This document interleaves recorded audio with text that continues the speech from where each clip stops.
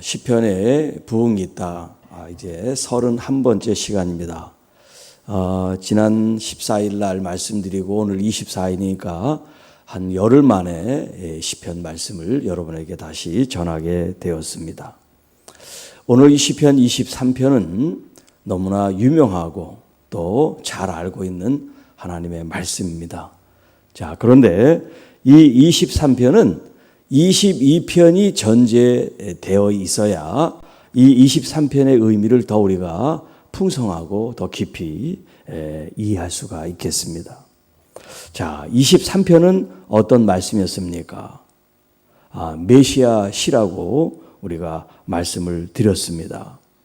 다윗의 고난과 고통이 얼마나 크고 깊었는지, 하나님께서 나를 버렸다는 그런 표현을 썼습니다.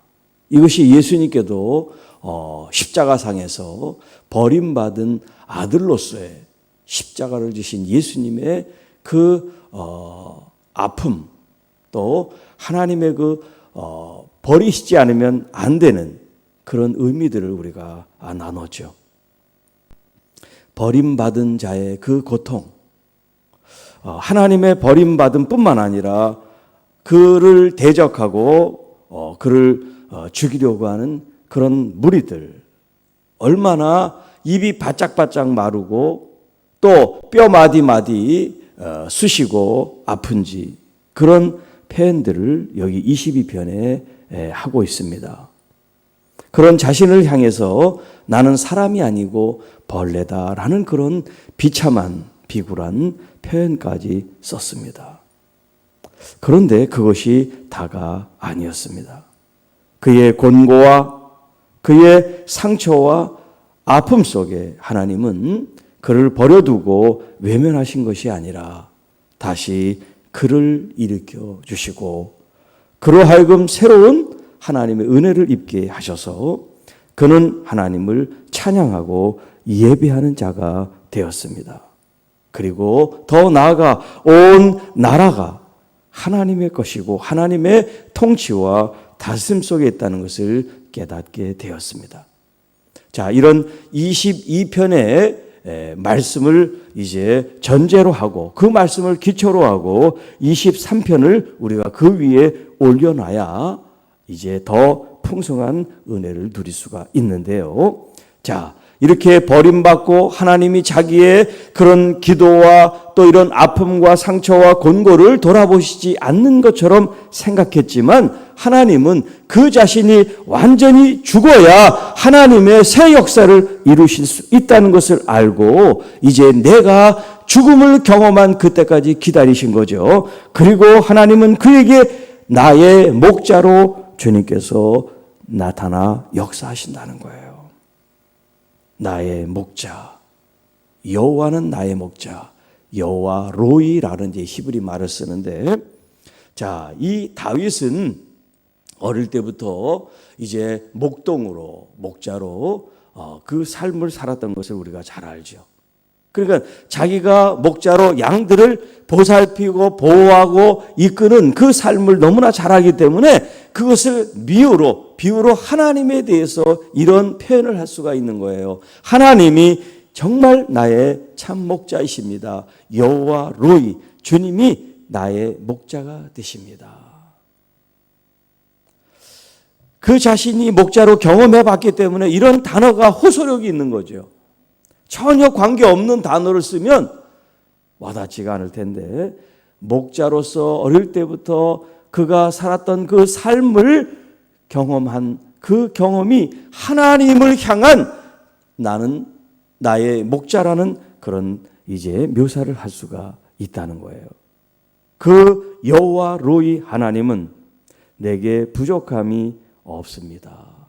부족함이 없습니다. 자, 이스라엘은 우리가 너무나 잘 알다시피 물이 귀한 것이죠. 물이 귀한 것입니다. 그리고 이 낮과 밤의 일기차가 굉장히 커서 이 양들이 아무 데서나 자면 그 냉기 때문에 건강을 해치는 거죠. 뿐만 아니라 맹수들이 있어서 위험이 그대로 노출되어 있는 그런 환경 속에 있습니다. 그렇기 때문에 이 양들이 이 목자라고 하는 양과 목자의 관계는 절대적인 의존과 신뢰 관계라고 그렇게 우리가 이제 표현을 할 수가 있습니다. 양들에게 있어서 목자는 절대적인 거예요. 있어도 되고 없어도 되는 게 아닙니다. 반드시 있어야 살 수 있는 그런 관계를 말하는 거예요. 하나님께서 우리와의 관계를 이 목자와 양이라는 이 관계를 통해서 무엇을 말씀해 줬습니까? 절대 의존과 신뢰. 하나님에 대한 이 믿음이 절대적이라는 것을 우리에게 말해주는 거예요. 이 목자는 우리를 다스리시고 또 우리를 먹이시고 양육하시고 또 관계를 맺으시고 우리를 돌보신다는 그런 여러 의미가 이 목자라는 단어에 있습니다. 그러니까는 이 땅에서 헐벗고 또 위험이 노출되어 있고 또 보호를 받을 수 없는 그런 우리 인간들이 하나님께서만이 우리의 참 목자, 우리를 완벽하게 보호하시고 양육하시고 보호하신다는 그런 개념이 바로 여호와 로이라는 거예요. 그래서 요한복음 10장에도 이 선한 목자의 비유가 나오죠. 선한 목자.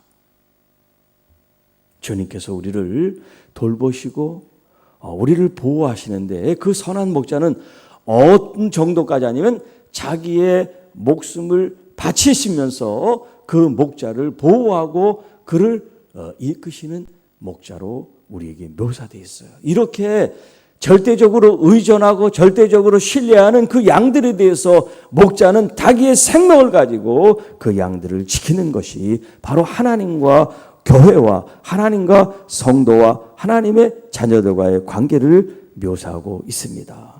자, 그런데 이 하나님이 우리의 목자 되실 때 우리에게는 부족함이 없다는 거예요. 여기 부족한다는 것은 모자라다고 하는 건데 모자람이 없습니다.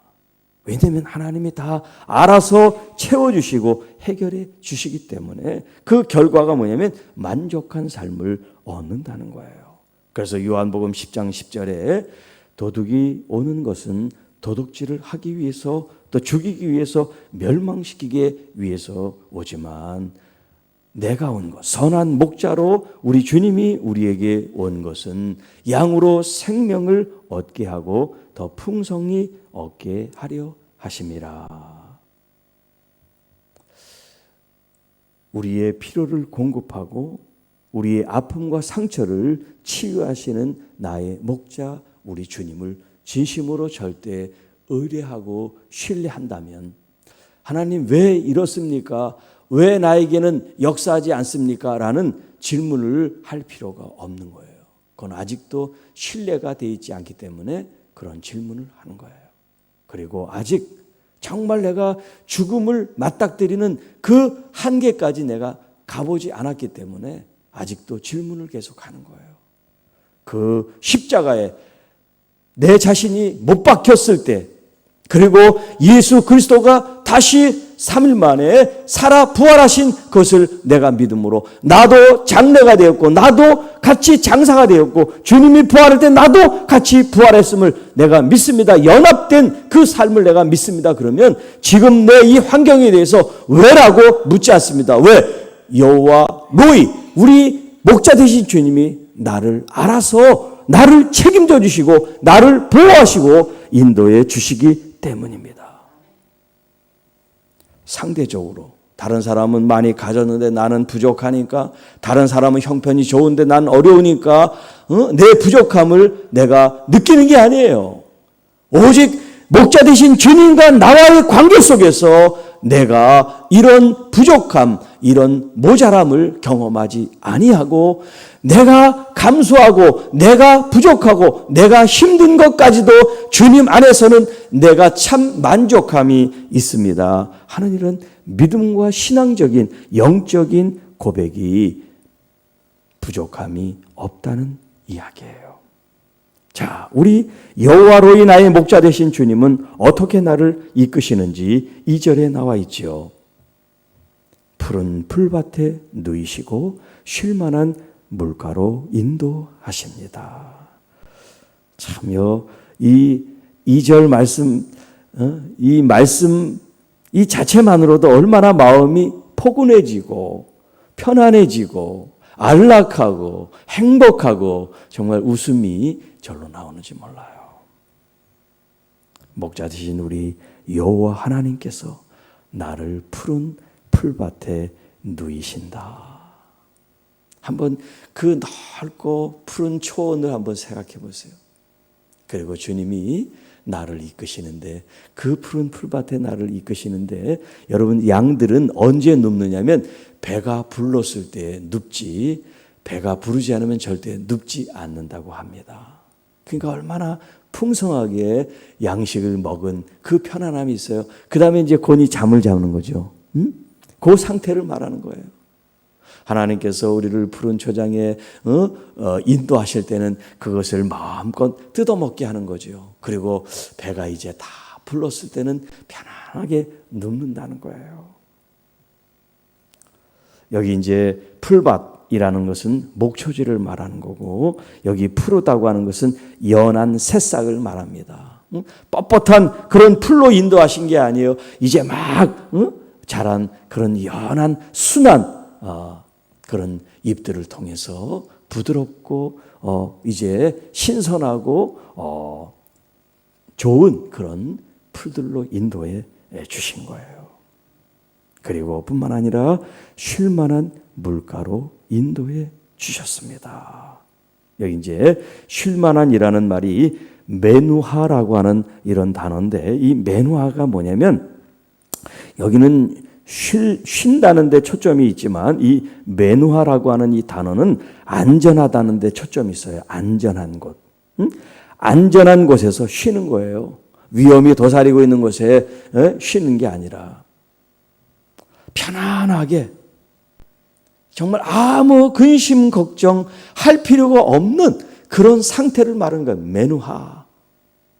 비록 여러분 환경은 코로나가 있고 환경은 어려움이 있고 아직도 질병이 있고 아직도 고통이 우리 주변에 여전히 산재해 있지만, 하나님이 나의 목자가 되시기 때문에 여러분 그걸 다 내려놓고 편안해질 수가 있는 거예요. 남편 문제, 자녀 문제, 코로나 문제, 돈 문제 따지면 여러분 우리가 견딜 수가 없죠. 아마 죽을 때까지 문제는 있을 텐데, 문제를 끌어안고 살면 여러분 그 스트레스 때문에 어떻게 살겠습니까? 문제는 있지만 문제보다 문제를 해결하신 여호와 하나님 나의 목자, 우리 하나님을 바라보는 그 믿음을 지금 우리가 훈련하고 있는 거예요. 내가 지금 아프니? 상처로 고통받고 있느니? 아니면 코로나 때문에 염려가 되니? 자, 이것이 해결이 되지 않았지만 너는 나를 신뢰하느냐? 너는 나를 진심으로 믿느냐고 주님이 지금 계속 우리에게 묻고 계신지 몰라요. 주님을 진심으로 신뢰하고 믿는다면 오늘에 합당한 푸른 풀밭에 나를 눕게 하시고, 정말 주님 때문에 안전합니다. 주님 때문에 평안한 이 쉴만한 이 물가에 나를 이끄시는 하나님인 것을 여러분이 믿고 의뢰하고 신뢰하는 마음으로 우리에게 걱정, 염려, 근심이 없는 삶을 살아가는 것, 이것이 바로 우리의 선한 목자 되신 하나님께서 우리를 이끄시는 삶이라고 말씀하고 있습니다. 자, 이렇게 선한 목자가 우리를 인도하시는 궁극적인 목적이 있습니다. 그것이 이제 3절에 기록되어 있는데요. 내 영혼을 소생시키시고 자기 이름을 위하여 의의 길로 인도하시는도다. 자, 여기 내 영혼, 우리 인간을 가리킵니다. 내 깊은 속 마음을 가리킵니다. 우리의 그 속사람, 우리의 영혼이 소생한다는 말은 뭐냐면 이제 히브리 말로 슈브라는 말을 쓰고 있어요. 슈브. 이 슈브는 계속해서 말씀드렸지만 우리가 너무나 잘 아는 돌아오다라고 하는 말이고 회개한다는 말입니다.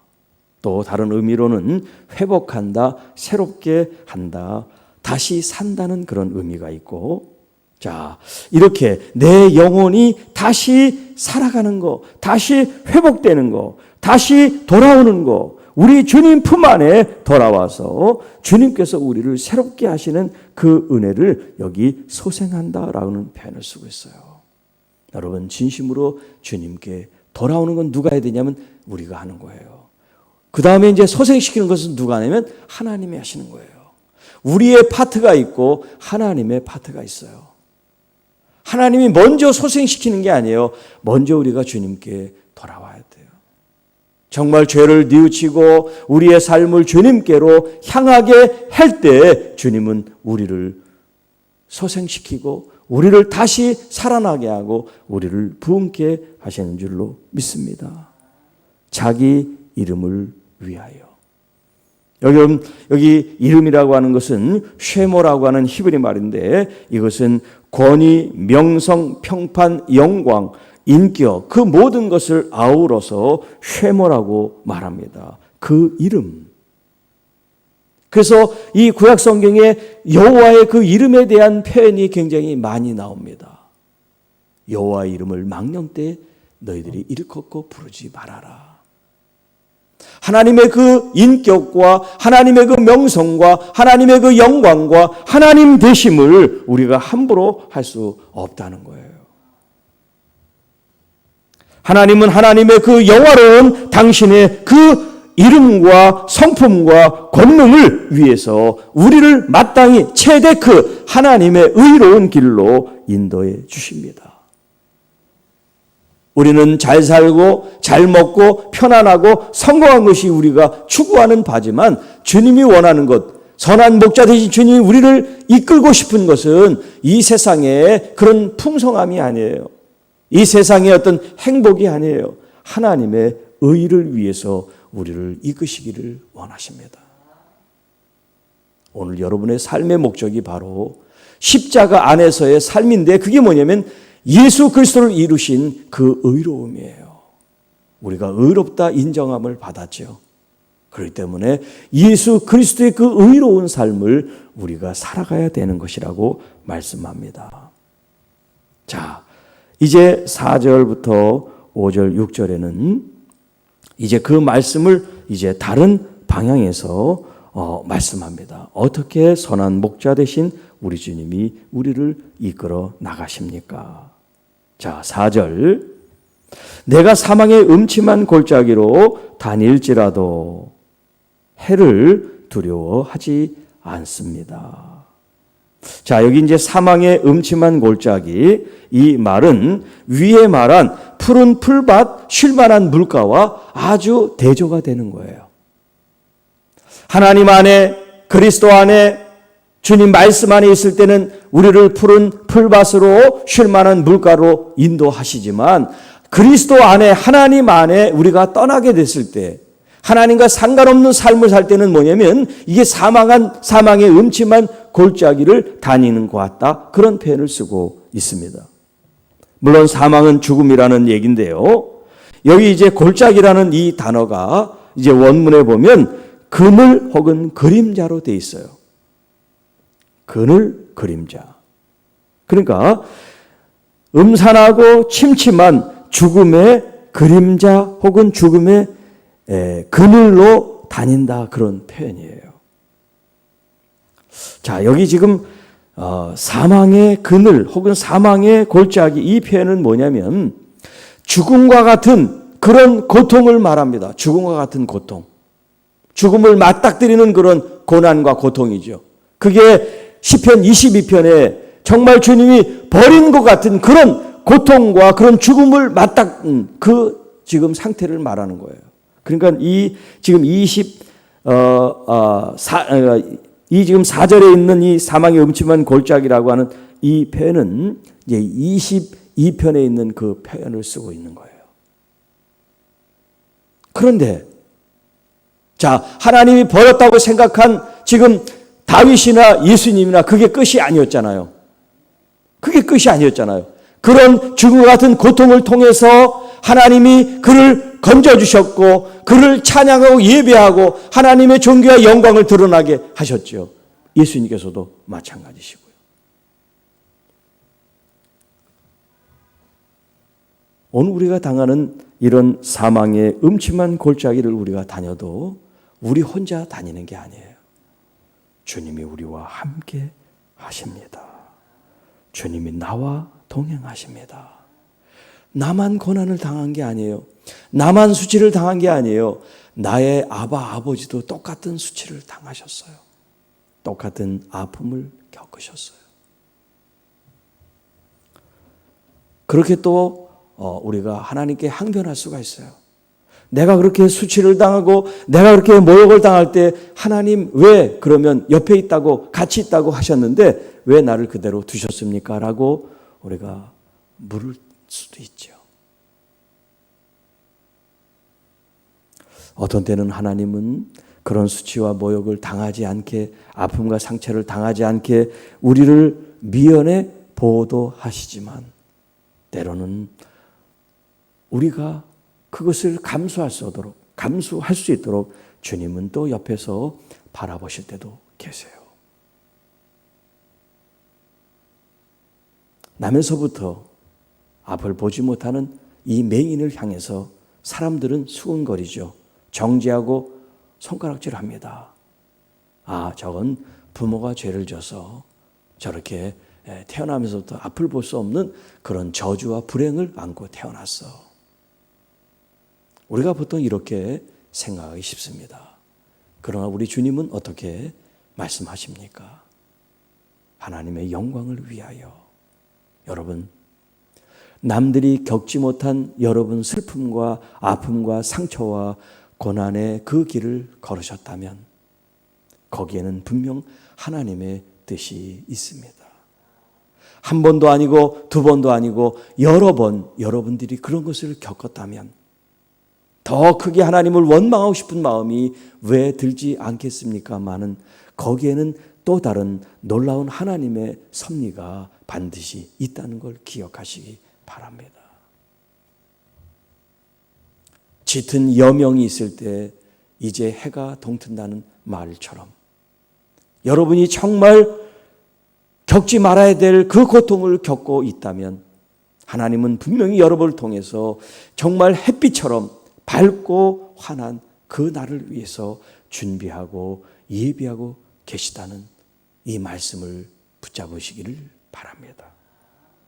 왜냐하면 주님은 주님의 지팡이와 막대기로 나를 안위해 주시고 계십니다. 우리를 안전하게 보호해 주고 계십니다. 내 원수의 목전에서 내게 상을 차려주실 뿐만 아니라 나에게 기름을 부어주셨고 내 잔이 넘치도록 역사해 주시는 우리 하나님이시기 때문에 그렇습니다. 여러분, 원수의 목전에서 상을 차려주셨다는 이 말씀은 우리가 원수와 대적하지 않아도 하나님이 친히 대적하고 친히 이기게 하실 것이기 때문에 우리에게 이런 연회를 베풀듯이 잔치를 베풀듯이 축제 페스티벌을 베풀어서 이 원수에 대해서 염려 근심하지 말아라. 내가 너를 승리케 할 것이니 너는 이제 이 승리의 축배를 들자라고 하는 표현을 주고 쓰고 있단 말이에요. 여러분, 내 앞에 원수가 있어요. 아직도 나는 질병 속에 있어요. 아직도 나의 환경은 코로나 속에 있어요. 그러나 주님이 베푸시는 이 잔치, 이것을 여러분 누리시기를 바랍니다. 왜냐하면 원수만 주목하고 문제만 바라보고 상처만 바라보는 사람은 하나님이 차려놓으신 이 풍성한 은혜를 보지를 못하는 거예요.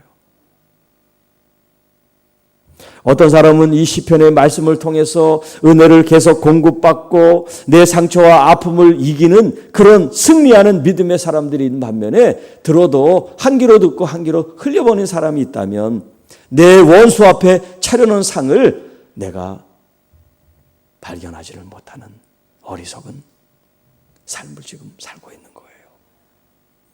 우리 주님은 날마다 여러분이 편하게 주님께서 주신 이 잔치를 즐기고 누리기를 원하세요.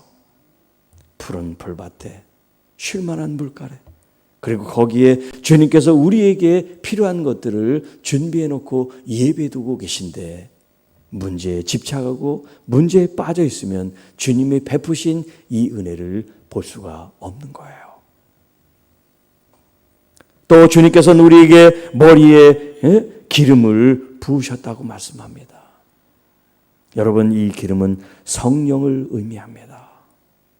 우리가 이 땅에 살아가는 동안 우리에게 필요한 것이 많이 있지만 우리의 이 속사람 영적으로는요, 하나님의 성령이 우리에게 필요합니다.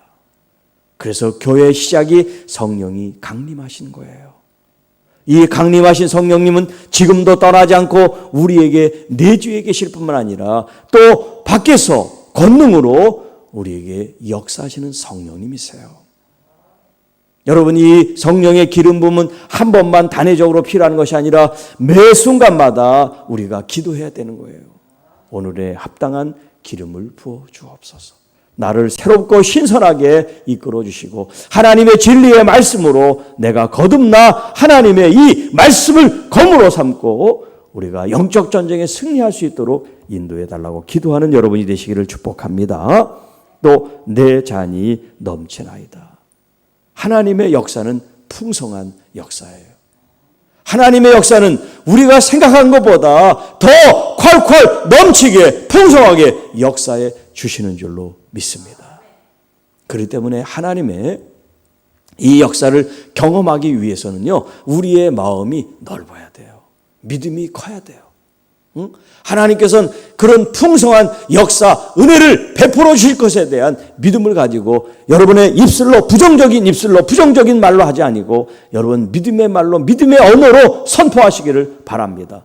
채우고 풍성하게 흔들어 역사하는 하나님의 은혜가 여러분 가정과 여러분 심령과 여러분 삶 속에 있게 되기를 축복합니다.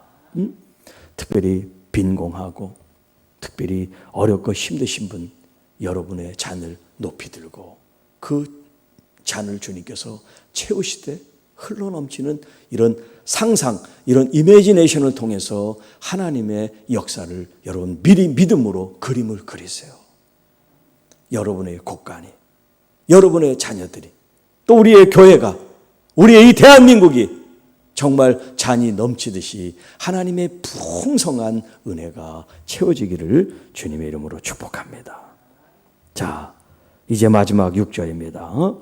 내 평생, 이 평생이라는 것은 이 생명의 날들, 그런 의미예요. 생명의 날들. 내가 살아가는 그런 날들, 이 모든 날들을 평생이라고 표현한 거예요. 내 평생의 선하심은 토부예요. 하나님 보실 때 좋은 걸 토부라고 그러죠. 선하심. 그리고 인자는 헤세드예요. 아가페 같은 의미죠. 하나님의 사랑, 인자. 자, 이것이 반드시 나와 함께 한다는 거예요. 나와 함께 한다. 정말 내가 살아가는 동안 하나님의 토부와 인자가 항상 나와 함께 있습니다. 여러분, 이런 고백을 드리시기를 축복합니다. 하나님을 믿으니까 돈이 생기고 건강이 있고 하는 어떤 이런 육신적이고 세상적인 그런 은혜도 은혜지만 영적으로 주님의 그 선하심과 그 인자하심이 내 삶 속에 늘 풍성하게 채워지고 있다는 이 고백이 진짜 은혜요, 진짜 복인 줄로 믿습니다. 자, 그래서 이 다윗은 어떤 결론을 내렸냐면 내가 여호와의 집에 영원히 살리로다. 자, 이 마지막 이 표현을 가지고 오늘 이 시편 23편의 제목을 삼았습니다. 여호와의 집에서 사는 것이 부흥이다. 여호와의 집에서 사는 것이 부흥이다. 할렐루야. 여러분, 여호와의 집은 뭘까요? 한마디로 얘기하면 성전을 가리키는 거예요. 성전. 하나님이 계신 곳이 성전이죠. 하나님이 계신 곳이 여호와의 집이란 말이에요. 하나님의 집, 성전. 그래서 다윗은 하나님의 그 성전 문지기가 되는 것이 왕궁에 사는 것보다 더 좋다는 표현을 쓰고 있어요. 하나님의 집에 머무르는 것도 아니고 그 하나님의 집 문지기가 된다는 그 소망을 갖고 있단 말이에요. 왕궁에 사는 것보다. 이게 보통 정신으로 이런 말을 할 수 있는 거예요? 할 수 없어요. 정신 나간 거죠. 왕궁이 훨씬 좋지 무슨 문지기가 좋겠어요. 그런데 그 문은 아무 문이 아니에요. 하나님이 계시는 집의 문이란 말이에요. 천국의 문이란 말이에요. 이 세상에 어떤 왕궁, 어떤 저택, 어떤 팰리스가요, 하나님의 집에 견줄 수가 있겠어요. 다윗은 그걸 본 거예요. 천국의 그 아름답고 영광스러운 걸 본 거예요. 그러니까 여호와의 집에 문지기 그것만으로도 이 세상의 최고의 가치가 있는 것을 선택한 거죠. 여러분, 이 땅에 많은 가치가 있고 또 많은 좋은 것들이 있다고 할 때 여러분 지혜 있는 사람은요 가장 가치 있는 걸 선택하는 거 아니겠어요? 가장 좋은 걸 선택해야 되지 않겠어요? 예를 들어서 1억 있고 100만 원 있고 10만 원이 있으면 어떤 거를 마음대로 간다 그러면 당연히 1억을 가져야 되죠. 가장 큰 가치인데. 돈으로 따지면 이제 그렇다는 얘기인데요. 우리가 의미로 따진다면 여러분 천상, 천국, 하늘나라보다 더 귀한 가치가 어디 있겠어요? 다윗은 그걸 본 거예요. 여러분 우리도 이 세상에 비록 살지만 여러분의 속사람, 여러분의 영혼 하나님의 나라를 보시기 바랍니다. 천국을 보시기를 바랍니다. 그 하나님의 그 영광스럽고 영원한 그 가치를 아는 사람은 하나님의 것을 취할 수 있는 사람이 되는 거예요. 그래서 여호와의 집에 내가 영원히 살겠습니다. 하나님의 집에. 이제 성전이라고 하는 표현은 구약의 표현이라고 하면, 그래서 하나님이 정하신 그 장소에 하나님이 계시다는 그런 의미를 뒀어요. 하나님의 임재와 영광이 있는 곳. 그러나 이제 성령님이 우리에게 오시고 이제 그 하나님이 계신 성전은 어디냐면 우리 안이에요. 우리의 마음이에요. 교회라는 공동체예요. 우리 안에 주님이 거하십니다. 우리가 거룩한 성전이에요. 그렇기 때문에 여러분의 마음과 몸이 깨끗해지고 정결해지고 구별되었다는 것이 얼마나 중요한 가치인지 몰라요. 다윗은 이걸 몰랐어요. 그 하나님의 나라의 그 문지기의 그 영광을 취했지만 우리는 주님이 우리 안에 계세요. 다윗보다도 훨씬 큰 가치를 우리가 깨달아야 돼요. 자, 이 시편 23편 1절은요. 요한복음 10장이에요. 여호와 하나님에 대한 말씀이 이 시편이라면 이 요한복음 10장은 예수 그리스도가 선한 목자라는 표현을 했어요.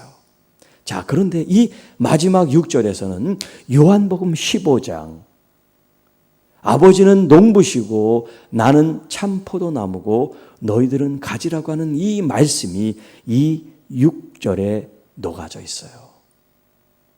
녹아져 있어요. 주님께 붙어 있지 않으면 우리는 살 수가 없어요. 주님 안에 거하지 않으면 우리는 죽은 영혼들이에요. 너희는 내 안에, 나는 너희 안에 거하리라.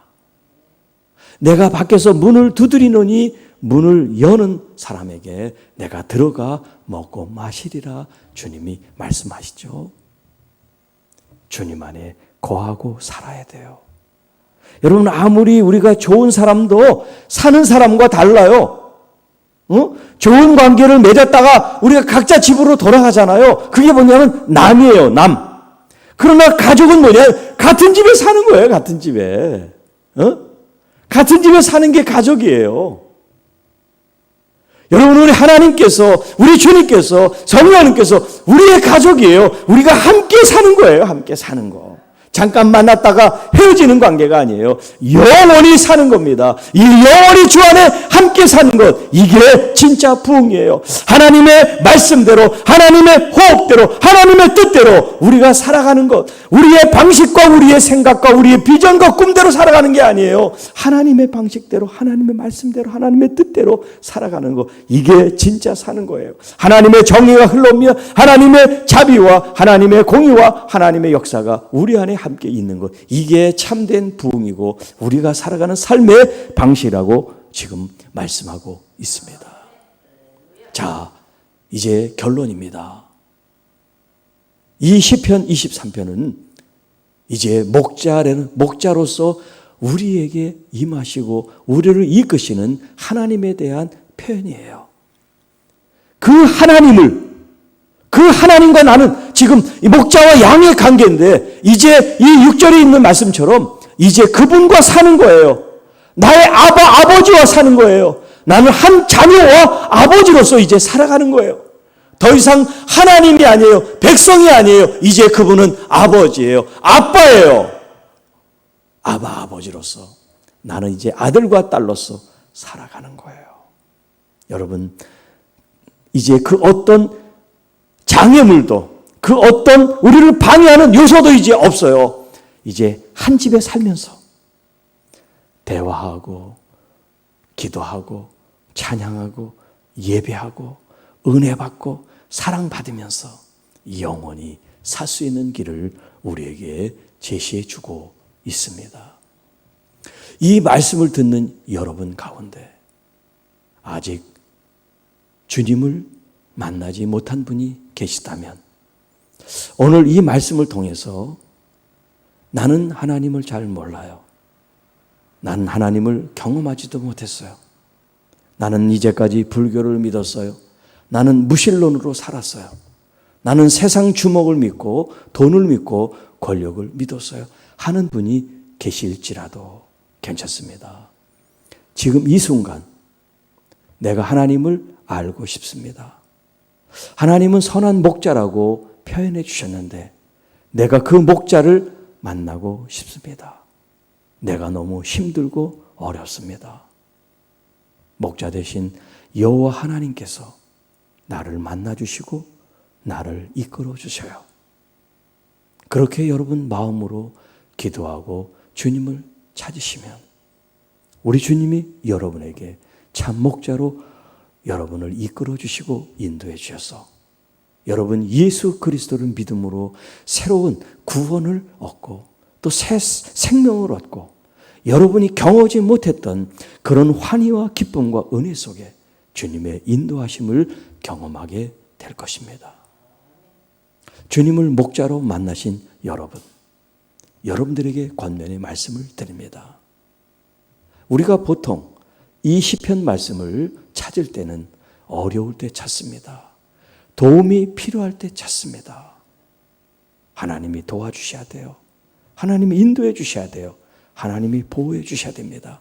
그런 마음으로 이 목자 되신 주님을 찾고 이 시편을 찾았는지 몰라요.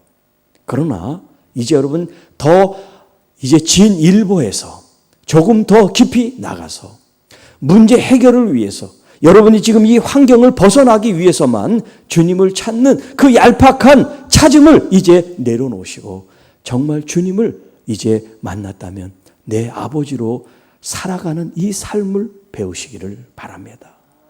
이 세상의 가치와 이 세상의 어떤 그런 요구 혹은 이 세상의 필요에 이제 여러분이 눈이 떠진 것을 이제 눈을 감고 그 하나님을 바라보세요.